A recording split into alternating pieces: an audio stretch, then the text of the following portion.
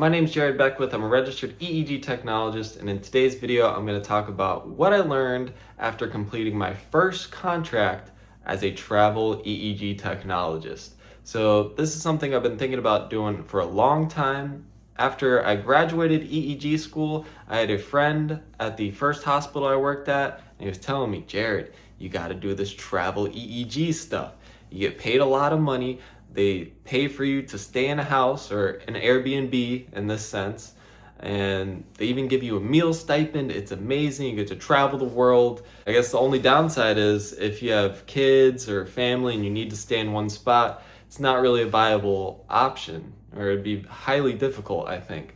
But me, as a single guy, nothing holding me back, I can just go anywhere at any time and do this EEG job. If you're not familiar with the job, what we do is we place electrodes on the patient's scalp, a bunch of wires, and we record the patient's brain activity, and we're mostly looking for seizure activity.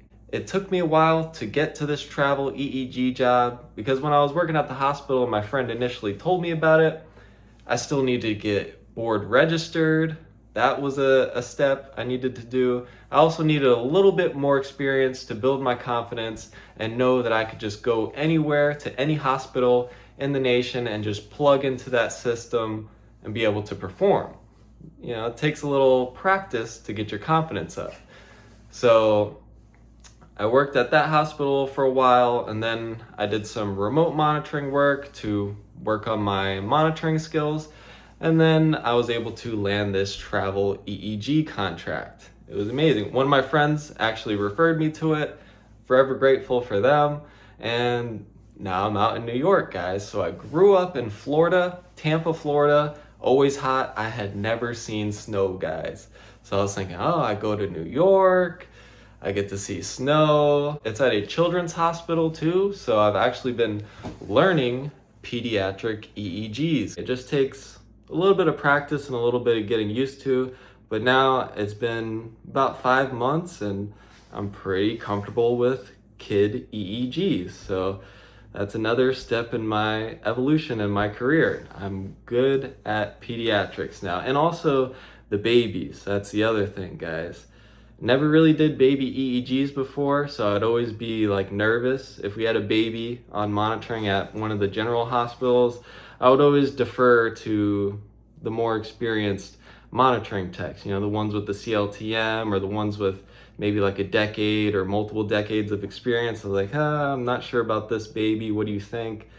But now, after like 5 months, and there's usually a baby on monitoring every time I come in, so I'm getting pretty comfortable with reading baby seizures. Actually, now that I think about it, there was a baby on monitoring and we had like 8 or 9 patients on, and I was with a coworker. We had 2 people watching, and I was able to catch a baby having a seizure. I'm like, hey, I think that baby just had a seizure. I was able to inform the doctor, so they were able to look at the record and then, you know, make their decisions on how to treat the baby and determine whether it was a seizure or not.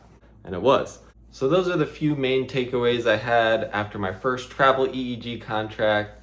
Number 1 is that, yes, the pay is real. They give you stipends, so you get some tax benefits to that as well. So travel EEG, great thing. If you're single, you can travel. You can make 6 figures doing EEG. You just got to be registered and you got to know what you're talking about and able to plug into any hospital system like that. There's that. I learned pediatric EEGs since this one happened to be a children's hospital. I even, neonatal EEGs as well. Like I said before, I detected the baby's seizure and I was able to escalate it to the neurologist in, fast time. So I'm happy about that. Also, I'm getting better at wrapping patients' heads. Since we didn't really do that at my other hospital, since we were worried about skin breakdown, we just glued them on really well and just would fix them, if anything, which worked pretty good.